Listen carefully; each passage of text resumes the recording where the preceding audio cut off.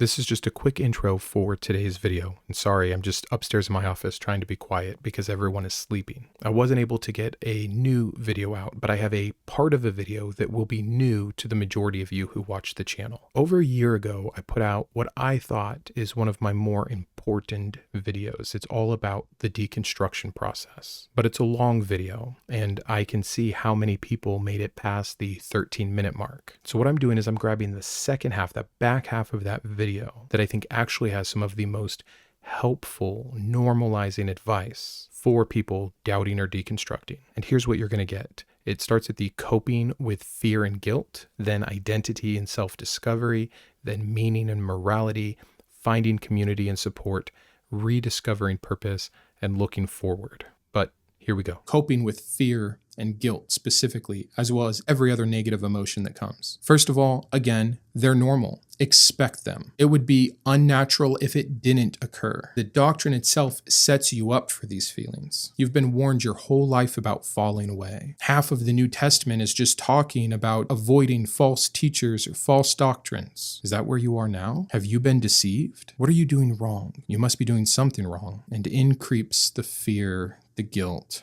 the shame, the pressure, like it was designed to. And make no mistake about it, it was designed. This is a religion, and it utilizes carrots and sticks, pros and cons, as motivations. And those have been drilled into you for however long you've been a believer, and especially if you were a believer during your formative years as a child, that stuff is rooted so deep down in your psyche, it's unbelievable anyone ever escapes, yet alone does so in a healthy manner. Know that. That's why so many of my videos do focus on the Bible, on the doctrines, on the scriptures, so you can see it for what it is, something so man-made that should have no bearing over your life. But I remember how hard it was to let go of the fear of hell, or the thought that I might be deceived, that I was doing exactly what the devil wanted, that I was that person I'd always heard about, always been warned about, that every cautionary tale was about. No one wants to be that. So, mainly I would say seek resources. Talking about just me and my channel, I have videos on the fear of hell. I have videos on how to come out. I have videos more in depth on what to do afterwards. I have videos on our purpose and meaning and things like this. We're going to get to some of that, but that's just me. Seek resources. They're out there. You are not the first person to go through this, and you won't be the last. Again, a personal anecdote for me. I remember I was doing endurance bike riding at the time, and I had this long double century coming up, and I was loading up my Audible to keep me occupied during the ride, and one of the books I put on there was Godless by Dan Barker, and I was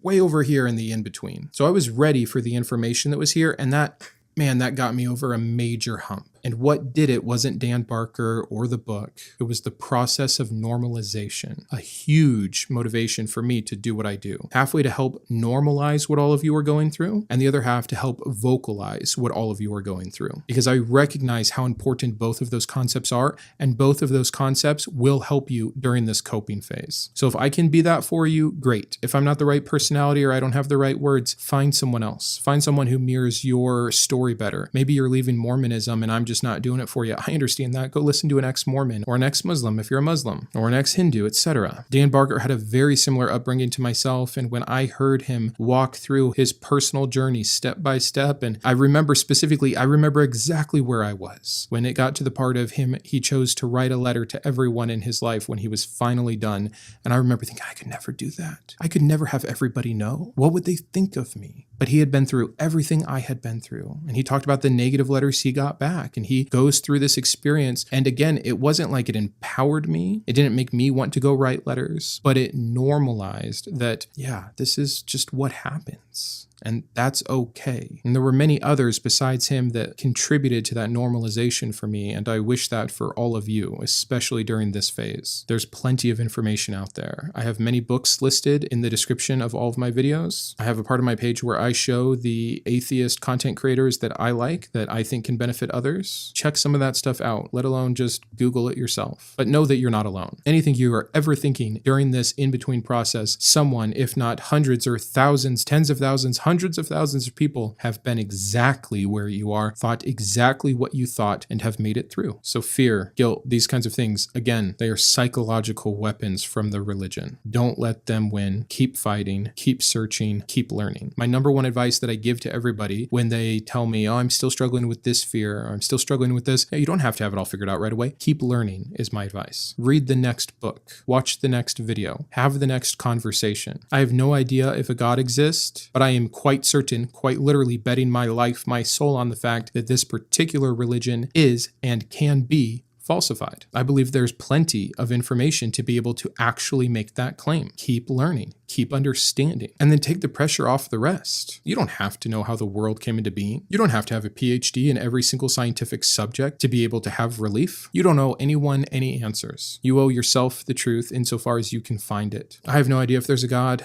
I don't want to say that I don't care. It would be incredibly interesting, but in lack of any other evidence, it doesn't play a part in my life. The religions that have been proposed as these gap fillers that I can see good evidence against and a little evidence for, I don't believe in. And so I don't orient my life around them, and I see the harm in them, so I wouldn't want to. That's what I owe myself. And it's taken a long time to kind of arrive at that level of certainty and confidence. But I haven't always been there, and it's okay not to be there. And I'm still arriving. Oh my gosh. So, long story short, reframing is the name of the game. Reframe these fears as remnants of conditioning, because that's what religion is. You were conditioned. You are Pavlov's dogs, drooling at the sound of the dinner bell. When you doubt, you fear. That's conditioning. When you question, you feel shame. That's conditioning. When you try to leave, you feel guilty. That's conditioning. Know that. Let's move on to an even harder hurdle, a new identity. It's very hard for people to leave one identity behind without trying to replace it. And make no doubt about it, most of us had our identity in Christ. Isn't that what we were supposed to do? We believed why we were here was given to us from this religion, what our meaning was, where we get our morals from, what our purpose is, and on and on and on. So if that's no longer true, the basis, all of those things become up for grabs. And we very often feel an immediate need to try to ground those in other things. What's my new identity? That's why some people just dive into atheism so hard. I'm an atheist. And it's this new brand. It's this new title. And even though you might very well be an atheist now, personally, I don't think you're going to get much from the brand of atheist. It's just a word to describe your lack of belief. You might find some community with other atheists, but that's just like-minded people. It's no club, it's no religion. And you're leaving a club. You're leaving a religion. You're leaving an identity in a particular ideology. I don't think there's a whole lot else on offer other than other religions to immediately replace that. And that's why so many people fall into some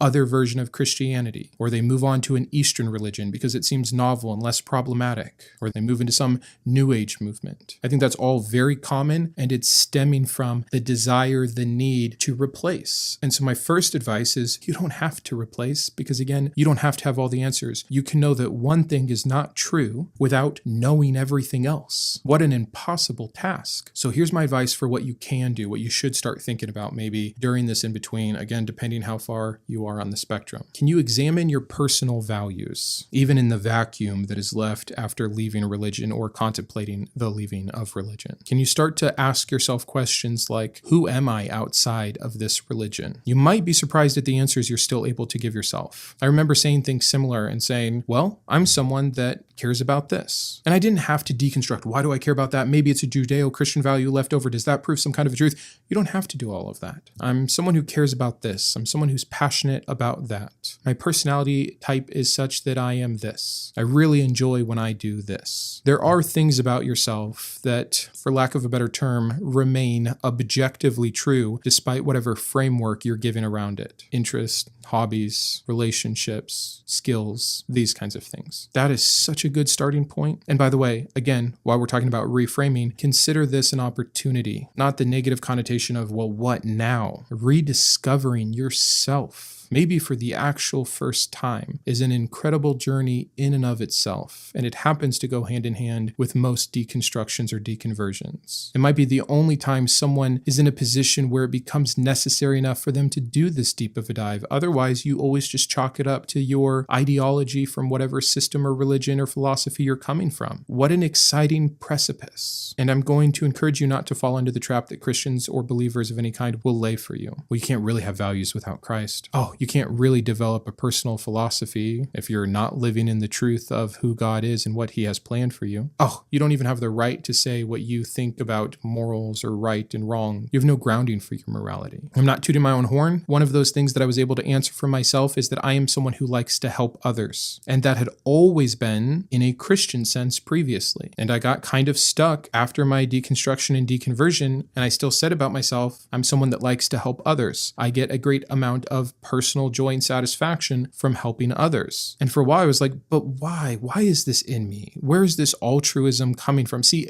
maybe God is real, because why else would we be non-selfish at all if evolution is true and the selfish gene and Dawkins and all these things? And you get yourself so stuck. I can't tell you how many little peaks and valleys there were, hundreds of thousands, honestly, probably at some subconscious level, but thousands that I actually had to contend with. And so if I can give you a piece of advice, it is you don't have to follow every train of thought down every rabbit hole during this period. There will be times for you to contemplate how you answer the moral problem without God. But when you're reframing and getting to know yourself again, establishing what is still true despite the lack or loss of religion, I don't think that's the best time to try to philosophically all of a sudden have answers for all the tough and very difficult questions of life. Start defining your values and your beliefs. Give words to them. Write them down. Identify yourself out loud and see where it leads. I wasn't sure if I'd put it as its own point, but we're here, and inevitably when you get through this process, I think you will deal with some of those questions like, okay, but where is meaning and morality grounded from? So we'll just call this section meaning and morality. This might be a good time to get into philosophy. I'd encourage you not to find your identity in a philosophy. Don't try to become a nihilist or an existentialist or an absurdist or a pessimist or pragmatist.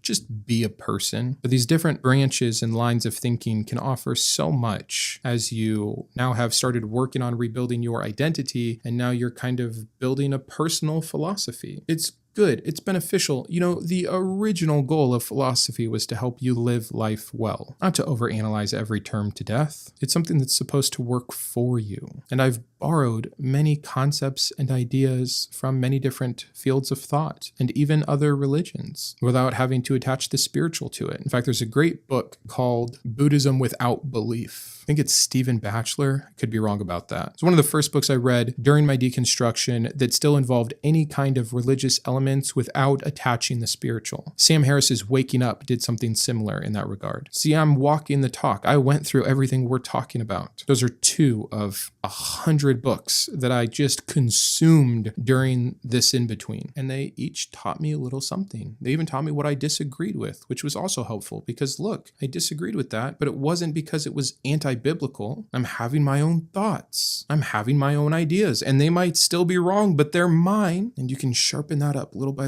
little until, again, I think you reach something equivalent to a personal philosophy on life or a personal value hierarchy or whatever you want to call it. And that can really help replace or reshape meaning and morality. And yeah, at some point, address those big questions. Is morality objective or subjective? What is it dependent on? Where did it come from? And everyone has a different answer for that. You'll see even atheists don't agree with one another. But don't get lost in the definitions or the debates. Use what you can and continue to build your life, what works for you. And I'm not saying that anything that feels good or just because it happens to be beneficial is the truth. I mean, again, the idea here is that we're still caring about the truth, but I'm simply saying there's an acknowledgement that you can't know everything right away. So you might have to be okay with the in-between. You might have to be okay, and this is one of the biggest things leaving a religion taught me, with I don't know. So one of the main differences between a believer and a non-believer, I don't have to make guesses anymore. I don't have to claim that someone thousands of years ago knew more than I do now. I don't have to take hold of the gaps that these gods filled with the answers that were provided by those specific religions. I can just have the gap. I can just say it's a mystery. I can just say, I don't know. Maybe we'll never know. Maybe we'll know later. Maybe we won't know during my lifetime. It doesn't mean this God is true and he did it this way. No, we don't know.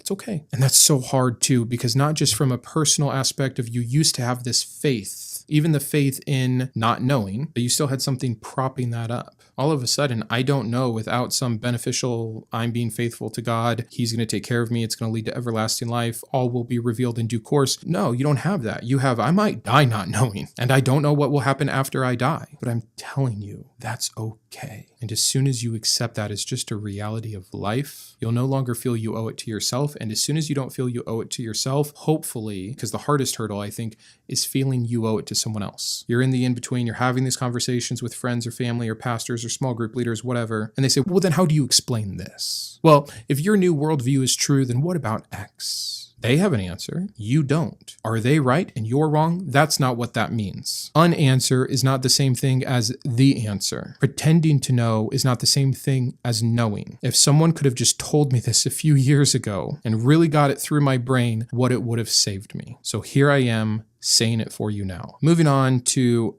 a subject that still bothers me. See, I'm still in some of this, and that's finding community and support. It very well may be that this channel is one big exercise for me to create the community I couldn't find, to bring support into my life and find like-minded people that simply did not exist in my real everyday life. My entire community is still believers. The birthday party I went to earlier this afternoon, every single person there was a believer. My son's football game yesterday morning, every single person there was a believer. The hiking trip I took last week with my friends, they were all believers. Their wives and children back home, hanging out with my wife and children, believers. I simply have not yet met in real life, I know this sounds crazy, an atheist. And many of you living in very similar Bible Belt areas, this will be a reality for you. And it can feel lonely. You can feel like the black sheep. You can feel like the odd man out. You can feel completely non-understood, distant, less than, guilty even, and it's very, very hard. And I think we just have to thank the internet at this point. There might not be a in real life option for many of you. But if you're here now, go to the comment sections and I promise you, you will have an instant community. Not everyone in there is perfect. There's mean and incorrect Christians and atheists alike down there. But I know for a fact there are hundreds, I believe, honestly, thousands of people that engage positively in the comment section that if you reach out and you share something you're struggling with, they will reply, they will encourage, they will give advice, they will give a thumbs up and say, I know, me too, I was there, I get it. That's huge. And that's just my channel. There's thousands of channels. There's thousands of outlets. No, there is no centralized atheist community in the way that there are local churches. That's just something that doesn't exist, at least not en masse. You don't just leave Christianity and walk down the block and go into the atheist church of whatever and get to go to a potluck and have a small group studying philosophical texts. And instead of worship, you listen to the newest whatever album you're interested in. You don't get to do that. I wish I could do that. I wish I could provide that. Maybe at some point I'll make more efforts into doing so. But you just need to know there is going to be a difference between what you experienced in Christian community versus where you end up for most of you in most places in this world. But at least we're lucky enough to live in one of the few generations thus far that has been able to have any outlet whatsoever, and I would imagine it will only get better. So I encourage you to seek those out. I encourage you to still have community in your life. It's not like everything has to be around belief or non-belief. Join a book club and read a secular book. Join a biking community and get fit. Have the camaraderie of being out on the road for a few hours. Grab a beer afterwards or a coffee. There are plenty of ways to still have healthy community in our lives, because I do think that from an evolutionary perspective even, that's a necessity for most of us, or at least something beneficial for the grand majority of us. And it's going to be on you to create or to find. That's just the simple truth. But look for it and just do what you can. Rediscovering purpose. We talked a little bit about morality and meaning, and so you could attach this to meaning. But hey, what are you going to do with your life now? And I'm not even saying everyone has to have a purpose, but I think we are meaning-making machines. Thus, we got religion. So if we don't have religion, and this is still some innate part of us, for again, I think we can explain it through evolutionary biology, what do we do with that? That's a fun question. That's an exciting opportunity. Again, reframe this as something good. What are you passionate about? Maybe you need time. Maybe you should go go explore a bunch of things until you become passionate about them again. Maybe you should reconsider what your skills are. Maybe you should look at what kind of career you want to be in. Again, some of this depends on your age and your station in life. I honestly felt it was too late for me to do the pivoting I wanted to do. I spent my years when I was able to and had the discretionary income and had the flexibility away from family and things like that in Bible college. I wish I was getting a neuroscience degree. I wish I was getting a degree in mental health counseling. I wish I had been working on a philosophy major so I could become a professor. But the reality for me is by the time I deconverted, I don't want to say it was too late, but I was unwilling to trade off the value of the financial security for my family and the time I wanted to spend with them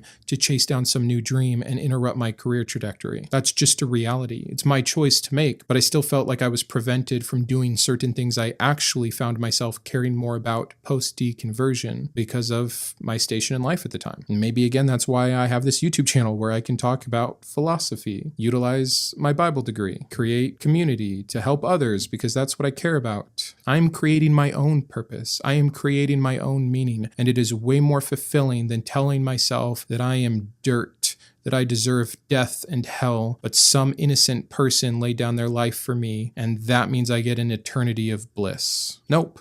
That's not true. It's a fairy tale, and I don't even think it's a very good one anymore. And it doesn't have to all be so deep. Maybe you just enjoy riding a bike. Cool, go ride your bike. Maybe help someone along the way. Life doesn't have to be what it used to be for you. Discover what's new for yourself. We'll end with what I think we've already alluded to many times. Our last topic here, looking forward, a life beyond faith, if you will. So it's good to remind yourself right here that there is an end in sight. You don't know what it looks like yet. You don't know exactly what it will be. You don't yet have all those answers to the things that we've discussed, but it's coming and it's possible. You will gain clarity. You will gain confidence. You will gain calmness. If you do these things, if you keep learning, if you stay open, if you stay empathetic, if you don't rush to have an answer, if you don't blow up the community of everyone around you, if you can help it. But if I think you can handle this in a somewhat half decent way of some of the things we've discussed, clarity, certainty, calmness, confidence, all the C words are coming. Just be patient and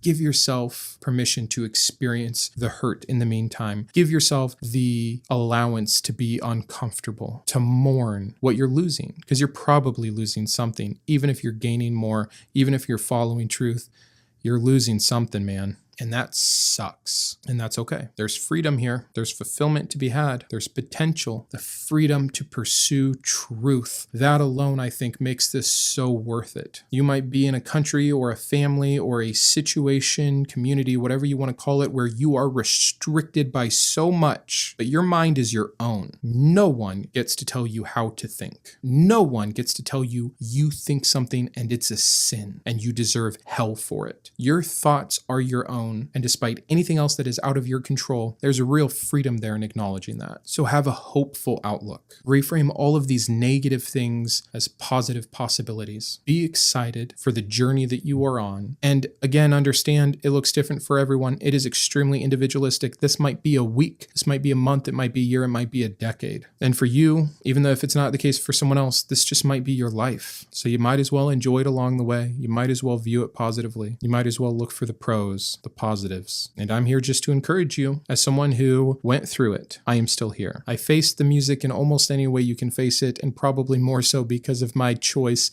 to create this channel. And I'm still facing it. And it still has negative effects on my life even today. But the other thing that I remind myself with and that I want you to really know and believe is you don't get to choose your beliefs. If you're doubting, yeah, you can turn around, you can put your head in the sand, you can cover your eyes, you can put your fingers in your ears. And to a certain extent then, if you really do just turn back to the comfort and you sit in it, you've made a choice that can definitely protect a belief that you already have. But if you end up coming to the conclusion that what you believed your whole life or this religion in general isn't true, you didn't just decide that you didn't believe anymore. You simply became unconvinced of what used to convince you. You simply gained new information that made it impossible to continue to believe the things you used to. I think there's a freedom in knowing and really understanding that, and that can take some time to come to grips with as well. So I'm done. Thank you for being here. Don't give up. You can do this. It's worthwhile. Just because it's hard doesn't mean it's wrong. Truth matters. And keep going. Keep learning. Keep thinking is how we end these things. And so now we will. Until the next one, and forever, keep thinking. Thank you to my top tiers of support, my Iconoclast, Ann, Boris, Chris, Greysteel, Gnarlywill, Grant, GVI, Jimmy, Joe, Kitboga, Matthew, Perry, and Shawn, my Humanist heroes, Chris, Craig, James, Jarrod, Kristi, my Atheist advocates, Aquitar, Caleb, Dakota, Dan, Drew, Jeff, Jeffrey, Jeremy, Jugs, Julie, Malcom, Paul, Rege, Sparky, and Thomas, as well as all of my Secular Scholar patrons. If you enjoy Mindshift, would you consider joining these fine people? Thanks and have a great day.